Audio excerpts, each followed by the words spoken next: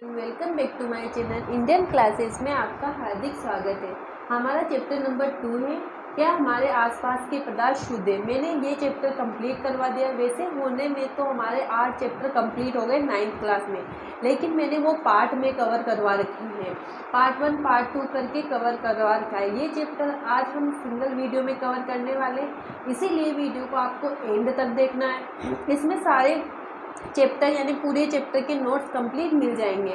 अगर आपको पार्ट में देखना अच्छा लगता हो तो आपको क्या करना होगा, आपको इंडियन क्लासेस को सब्सक्राइब करके उसकी प्लेलिस्ट को ओपन करना है। जब आप प्लेलिस्ट को ओपन करोगे तो 9th क्लास विज्ञान के वीडियोस आपको मिल जाएंगे। उसमें चैप्टर नंबर 8 तक आपको सारे नोट्स मिल जाएंगे। ठीक है, तो मैंने बहुत ही सिंपल भाषा में यानी सरल भाषा में आपके नोट्स बनाए। नोट्स पढ़ने का सबसे बेस्ट तरीका होता है, एक बार हम जो वीडियो देख रहे हैं उसको वीडियो को पूरा देखो। जब आप वीडियो को पूरा देखते हो तो आपको एक ही बार में आधे से ज़्यादा चीज़ें समझ में आ जाएगी। जब आप दूसरी बार उसी चीज़ को लिखते हो तो आपको सारी जो चीज़ें होती है वो माइंड में फिक्स हो जाती है, फिर उसमें भूलने की संभावना बहुत ही कम हो जाती है। तो हमें ऐसे ही करना है, पहले वीडियो को देखना है, फिर उसके बाद नोट्स बनाने। नोट्स साथ के साथ बनाना है। जब हम सोचते हैं कि नहीं बाद में बना लेंगे, ऐसे कर लेंगे, लेकिन फिर पेपर आ जाते हैं तो हमें टाइम ही नहीं मिलता नोट्स बनाने का। तो नोट्स हमें साथ में ही बनाने हैं, और नोट्स जैसे मैं बनवा रही हूँ वैसे के वैसे नोट्स आपकी कॉपी में भी होने चाहिए, तभी आप। और अगर आप ये नोट्स पढ़ते हो तो आपको साइंस में 100 में से 100 मार्क्स कोई नहीं रोक सकता। नोट्स को पढ़ना पड़ेगा, लिखना पड़ेगा, तभी एग्जामिनर में मार्क्स मिलेंगे, एग्ज़ाम में मार्क्स मिलेंगे, क्योंकि वो कॉपी देखता है ना, हमें कितना याद है वो नहीं देखता, हमें तो कॉपी में लिखा होना चाहिए। तो आइए स्टार्ट करते हैं हमारा चैप्टर नंबर 2। चैप्टर नंबर 1 भी मैंने करवा दिया है, वो भी सिंगल वीडियो में पूरा चैप्टर कंप्लीट है। तो आपको अगर चैप्टर नंबर 1 भी पढ़ना हो तो आपको प्लेलिस्ट में जाना पड़ेगा। प्लेलिस्ट में वो सारे जो चैप्टर मैंने पढ़ाए हैं वो सारे अवेलेबल हैं। ठीक है, वो सारे आपको वहाँ मिल जाएंगे। तो आइए स्टार्ट करते हैं। क्या हमारे आसपास के पदार्थ शुद्ध है, मतलब हमारे आसपास के पदार्थ यानी हमारे जो चारों ओर जो वातावरण है उसमें जो पदार्थ है। पदार्थ क्या होता है मैंने चैप्टर नंबर 1 में बताया था। पदार्थ वो सभी वस्तु जो स्थान घेरती है, जैसे ये पेन हो गया, कॉपी हो गई, ये बॉक्स हो गया, इसने इतनी जगह घेर रखी है, तो ये मेरे क्या हो गया, पदार्थ हो गया। तो पदार्थ क्या होता है, वे सभी वस्तुएं जो स्थान घेरती हो, स्थान यानी जगह घेरती हो, पदार्थ कहलाते हैं। ठीक है, तो सबसे पहले हमारा टॉपिक आता है मिश्रण। मिश्रण क्या होता है, जब किसी 2 या 2 से अधिक पदार्थों को हम एक दूसरे के साथ मिला देते हैं और तो उसे मिश्रण कहा जाता है। उसका कोई अनुपात नहीं होता। जब 2 या 2 से अधिक पदार्थों को निश्चित मात्रा में मिलाया जाता है तो उसे मिश्रण कहते हैं। अब मिश्रण भी कितने प्रकार के होते हैं, मिश्रण भी 2 प्रकार के होते हैं, समवांगी मिश्रण और विषमांगी मिश्रण। समवांगी मिश्रण किसे कहेंगे, ऐसा मिश्रण जिसमें उपस्थित अवयवों या घटकों को आंखों से नहीं देखा जा सकता। जिसमें उपस्थित अवयव या घटकों को हम आंखों से नहीं देख सकते। संगामी मिश्रण, जैसे मैं बोलूँ कि पानी में नमक घोल दिया, अगर मुझे पानी में नमक डाला मैंने, तो क्या नमक मुझे दिखाई देगा घुलने के बाद? नहीं देगा। तो वो एक तरह का कौन सा मिश्रण होगा, वो हमारा एक तरह का समवांगी मिश्रण होगा, मतलब जिसमें अवयव या घटकों को हम आंखों से नहीं देख सकते। जैसे नमक और पानी का मिश्रण, शक्कर और पानी का मिश्रण है। मिश्रण में उपस्थित सभी अवयवों की भौतिक अवस्था समान होती है, समवांगी मिश्रण कहलाता है। जैसे शक्कर व जल का मिश्रण, नमक व जल का मिश्रण, वायु, सोडा, वाटर आदि। विषमांगी मिश्रण किसे कहते हैं, ऐसा मिश्रण जिसमें उपस्थित अवयवों को हम आसानी से देख सकते हैं तथा मिश्रण में उपस्थित सभी अवयवों की भौतिक अवस्था अलग अलग होती है। जैसे तेल व जल का मिश्रण, जल व चॉक पाउडर का मिश्रण, मिट्टी आदि। अब आता है विलयन। विलयन क्या होता है, 2 या 2 से अधिक पदार्थों का संगामी मिश्रण विलयन कहलाता है। मतलब जो संगामी मिश्रण होगा वो विलयन होगा, विषमांगी मिश्रण विलयन नहीं होगा, क्योंकि विषमांगी मिश्रण में जो पदार्थ हम मिला रहे हैं वो एक दूसरे को नहीं घोल पा रहे हैं, है ना। तो जो पदार्थ घुलेगा वही हमारा विलयन कहलाएगा। विलयन मुख्यतः दो घटकों से मिलकर बना होता है, विलेय और विलायक। विलेय क्या होता है? विलेय क्या होता है? विलयन का वह घटक जो विलयन में उपस्थित रहता है या घुला रहता है जिसकी मात्रा विलायक से कम हो। जिसकी मात्रा किससे कम हो? विलायक से कम हो। विलायक क्या होता है? विलायक विलयन का वह घटक जो विलेय को विलयन में घोलता है तथा इसकी मात्रा विलेय से अधिक होती है। यानी जो पानी होगा वो हमारा विलायक होगा और जो शक्कर हम लेंगे वो हमारी विलेय होगी। ठीक है, तो शक्कर का विलयन, शक्कर विलेय हो गया और जल हमारा विलायक हो गया। जिसकी मात्रा अधिक होगी वो विलायक होगा और जिसकी मात्रा कम होगी वो हमारा विलेय होगा। अब विलयन के क्या क्या गुण हो सकते हैं? विलयन एक संगामी मिश्रण है।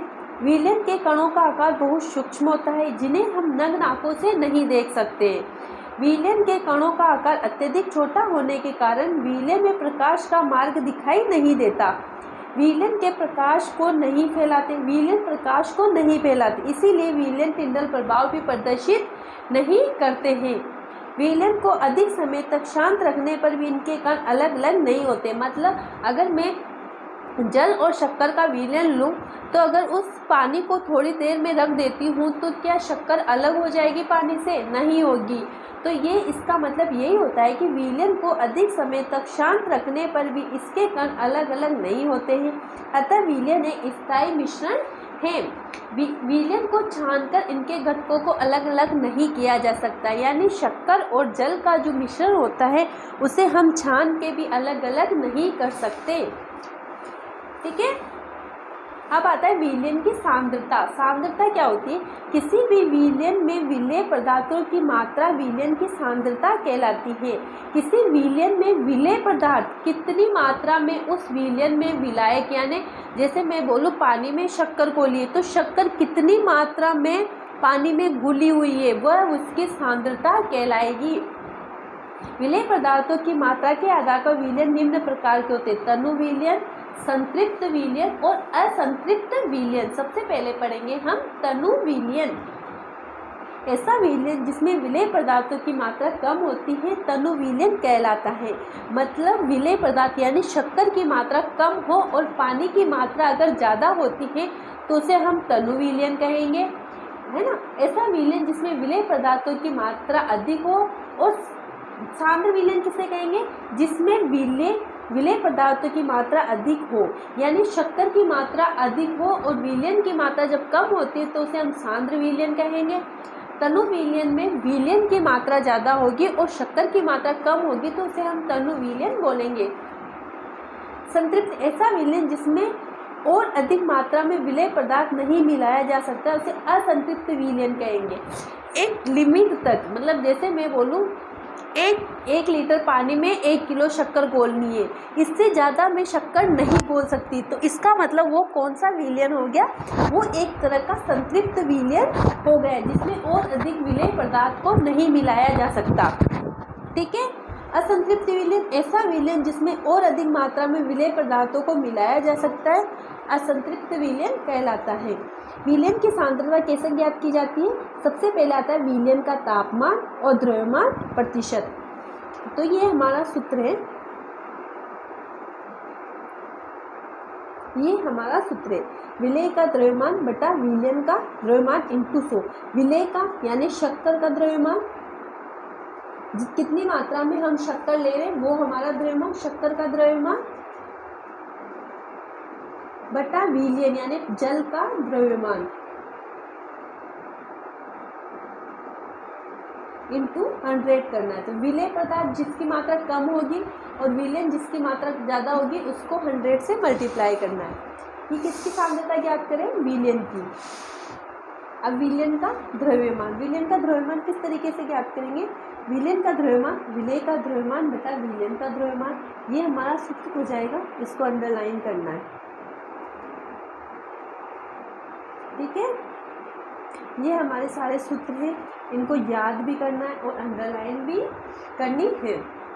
ठीक है, ये हमारा विलयन का द्रव्यमान ज्ञात करने का सूत्र है, ये विलयन का आयतन ज्ञात करने का। तो विलेय का आयतन बटा विलयन का आयतन 100 है ना। अब एक क्वेश्चन है हमारा, एक विलयन में 320 ग्राम विलायक है ना। जल में 40 ग्राम नमक उपस्थित है। तो विलयन का द्रव्यमान ज्ञात कीजिए। अब विलयन का द्रव्यमान कैसे ज्ञात करें? जल का द्रव्यमान 320 ग्राम है, नमक का द्रव्यमान 40, तो विलयन का द्रव्यमान, विलय का द्रव्यमान बटा विलयन का द्रव्यमान इंटू 100, तो 40 बटा 360, इसको इससे काट देंगे तो ये आ जाएगा। ठीक है, ये भी क्वेश्चन है, इसको भी वैसे ही करना है। आप ट्राई करना, नहीं समझ में आए तो फिर मेरे से पूछना। ठीक है, अब आता है हमारे निलंबन के गुण। निलंबन क्या होता है ना। निलंबन एक विषमांगी मिश्रण होता है। विषमांगी मिश्रण जब यानी इसका जो विलयन होता है, जिसमें हम विलेय पदार्थ मिला रहे हैं, वो एक दूसरे को नहीं घोल पाते, है ना। निलंबन का मतलब होता है उसमें तेल, जैसे पानी और मिट्टी का मिश्रण एक विषमांगी मिश्रण होता है। निलंबन के कणों का आकार 10 nm से भी अधिक होने के कारण इन्हें आसानी से आंखों से देखा जा सकता है। निलंबन में अपने में से गुजर रहे प्रकाश के मार्ग को दिखाता है। निलंबन के कण अपने में से गुजर रहे प्रकाश के मार्ग को दिखाते हैं, साथ ही ये प्रकाश को फैलाते भी हैं। इसीलिए हम कह सकते हैं कि ये एक पिंडल प्रभाव दर्शाता है। निलंबन को अधिक समय तक शांत छोड़ देने पर इसके कण पृथक पृथक हो जाते हैं, इसीलिए निलंबन एक अस्थायी मिश्रण है। निलंबन को छानने की विधि द्वारा पृथक किया जा सकता है, जैसे चौक और पाउडर, जल का मिश्रण, मिट्टी और जल का मिश्रण। जब छानेंगे तो मिट्टी अलग हो जाएगी और वाटर अलग हो जाएगा। परिक्षिप्त प्रवस्था, कोलाइडल का वह घटक जो कोलाइडल में उपस्थित रहता है, जिसकी मात्रा अपेक्षाकृत कम होती है, परिक्षिप्त अवस्था कहलाती है। परिक्षेपण, कोलाइडल का वह घटक जिसमें परिक्षिप्त प्रावस्था उपस्थित होती है। ये कोलाइडल के मिश्रण है। परिक्षिप्त अवस्था, परिक्षेपण माध्यम, प्रकार और उदाहरण, जैसे ठोस और गैस मिलकर क्या बनाते हैं? एरोसोल बनाते हैं, जो ठोस होता है। इसके कौन कौन से उदाहरण? धुआं, स्वचालित वाहन के। द्रव और गैस मिलकर एरोसोल द्रव बनाते हैं, बादल और कोहरा। गैस और गैस मिलकर सममांगी मिश्रण बनाते हैं, जिसे हम आंखों से नहीं देख सकते। फिर आता है ठोस और द्रव मिलकर सोल बनाते हैं, जैसे कीचड़, मिल्क और मैग्नीशिया। द्रव और द्रव मिलकर इमल्सन बनाते हैं, दूध, फ्रेश क्रीम। द्रव और गैस मिलकर फोम बनाते हैं, शेविंग क्रीम, दूधिया कांच। ठोस और ठोस मिलकर ठोस सोल बनाएंगे, जैसे रंगीन रत्न। द्रव और ठोस मिलकर जेल बनाएंगे, वनिश जेली। गैस ठोस मिलकर फोम बनाएंगे, स्पंज यानी रबर। ठीक है, तो ये हमें याद करना है कि कौन चीज़ें क्या मिलकर क्या बनाता है और उसके उदाहरण क्या है। ठीक है, अब आता है कोलाइडल के गुणधर्म। ये इम्पोर्टेंट है, ये पूछा ही जाता है, अधिकतर एग्जाम में पूछा जाता है। कोलाइडल के मिश्रण, कोलाइडल संगामी मिश्रण प्रतीत होता है, परंतु वास्तव में यह एक विषमांगी मिश्रण होता है। प्रतीत संगामी मिश्रण होता है, लेकिन होता कैसा है? विषमांगी मिश्रण होता है। कोलाइडल के कणों का आकार विलयन के कणों से अधिक परंतु निलंबन से कम होता है। इस मिश्रण में प्रकाश का मार्ग दिखाई देता है। यह मिश्रण अपने में से गुजरने वाले प्रकाश को फैला देता है और एक पिंडल प्रभाव दर्शाता है। कोलाइडल को अधिक समय तक शांत रखा रहने पर हम इनके कणों को पृथक नहीं कर सकते, इस कारण ये एक स्थायी मिश्रण होता है। कोलाइडल मिश्रण को छानकर तो अलग नहीं किया जा सकता, परंतु अपकेंद्रण विधि द्वारा इसे अलग किया जा सकता है। मतलब कोलाइडल और निलंबन में अगर अंतर पूछे तो हमें निलंबन और कोलाइडल के दोनों के गुणधर्म को लिखना है और उनमें अंतर स्पष्ट करने हैं। कभी कभी अंतर भी पूछ लिया जाता है, 2 या 3 नंबर में अंतर पूछ लेता है, तो हमें अंतर भी ऐसे ही बताने हैं। अब आता है, ये देखो नीचे आगे अंतर, विलयन, कोलाइडल और निलंबन में अंतर। विलयन, कोलाइडल और निलंबन। विलयन क्या है? एक सममांगी मिश्रण है। सममांगी मिश्रण ऐसा मिश्रण जिसे हम आंखों से नहीं देख सकते। एक कोलाइडल एक विषमांगी मिश्रण है, निलंबन भी एक विषमांगी मिश्रण है। इनके कणों का आकार कितना होता है? 1 nm से छोटा होता है। कोलाइडल के कणों का आकार 1 nm से अधिक और 100 nm से छोटा होता है।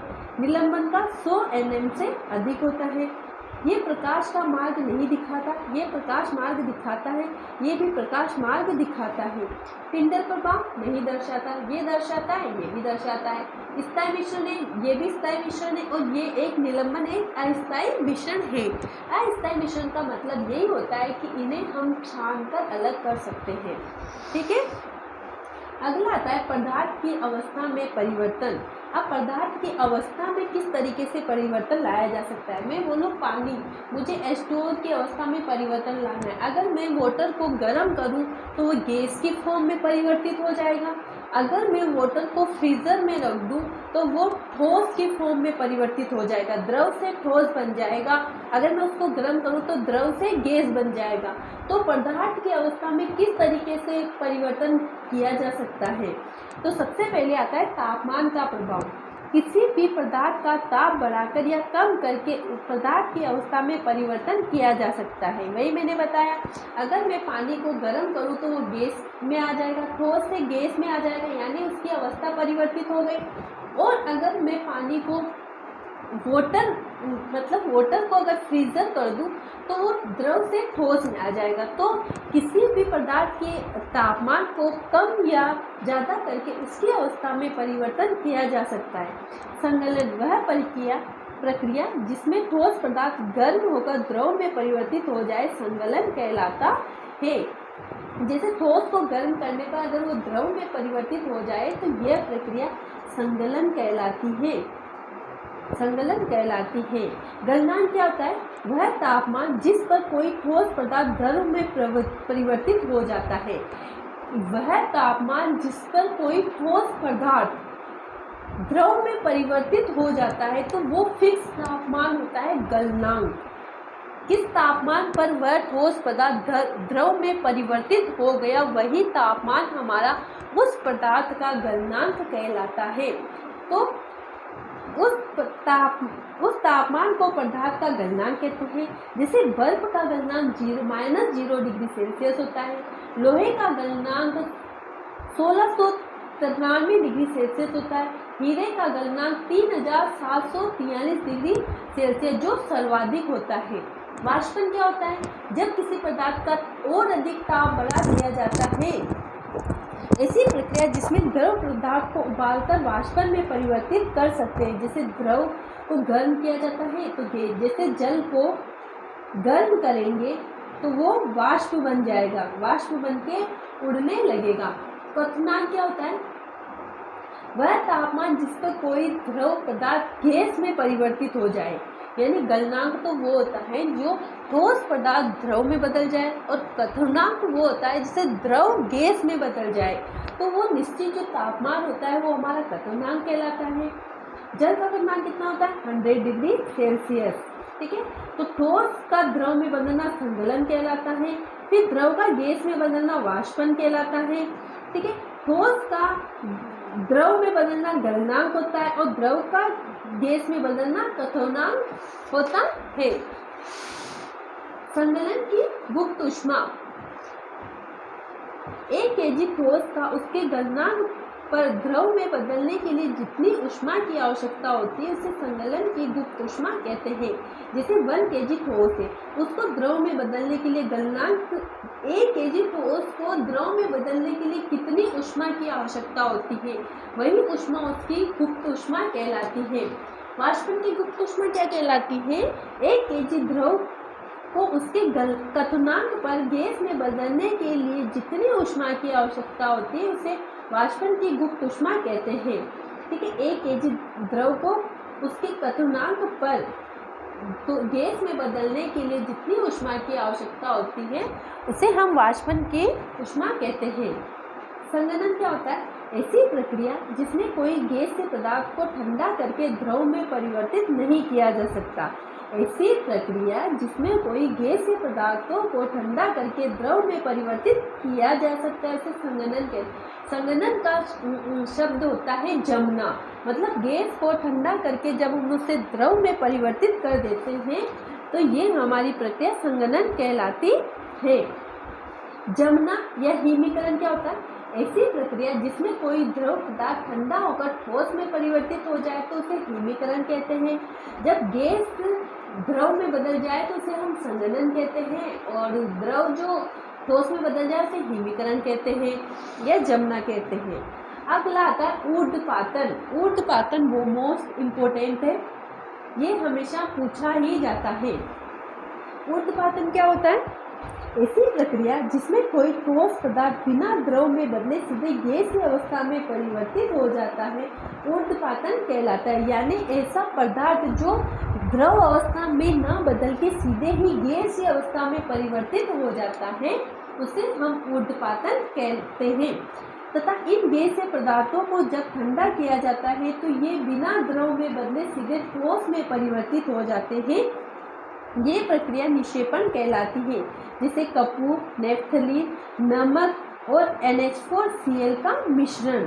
ठीक है, तो ठोस का सीधे गैस में बदलना ऊर्ध्वपातन कहलाता है, गैस का सीधे ठोस में बदलना निक्षेपण कहलाता है, और ठोस का द्रव में जमना संघनन कहलाता है, और द्रव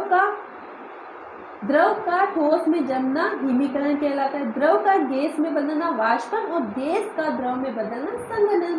ठीक है, तो ये डायग्राम से आपको स्पष्ट समझ में आ रहा होगा। दूसरा आता है हमारा कि किस तरीके से हम किसी पदार्थ की अवस्था में परिवर्तित कर सकते हैं। अवस्था परिवर्तन पर दाब का प्रभाव। गैसीय पदार्थों पर अधिक दाब लगाकर हम उसे द्रव में तो परिवर्तित कर सकते हैं, परंतु और अधिक दाब लगाकर हम इसे ठोस में परिवर्तित नहीं कर सकते।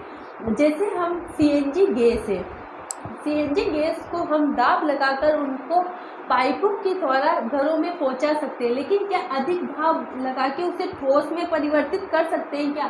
तो ऐसा संभव नहीं है। ठीक है, तापमान की इकाई में परिवर्तन। तापमान की SI इकाई केल्विन होती है, अन्य इकाई डिग्री सेल्सियस भी होती है, F फ़ारेनहाइट भी होती है। केल्विन की 0 डिग्री सेल्सियस का मान कितना होता है? 273 केल्विन होता है। तो अभी तो लंबा चैप्टर है, इसे हम पार्ट 2 में कवर कर लेंगे। ठीक है, पार्ट 1 तो मैं यहाँ कंप्लीट कर रही हूँ, और पार्ट 2 में ये, क्योंकि ये बहुत लेंदी चैप्टर है ना, तो पार्ट 2 में हम ये पूरा चैप्टर कवर कर लेंगे। तब तक आपको ये वीडियो देखना है, लिखना है और पढ़ना है। और अगर वीडियो अच्छी लगे तो कमेंट करना है, और अच्छी लगे तो लाइक भी करना है, शेयर भी करना है।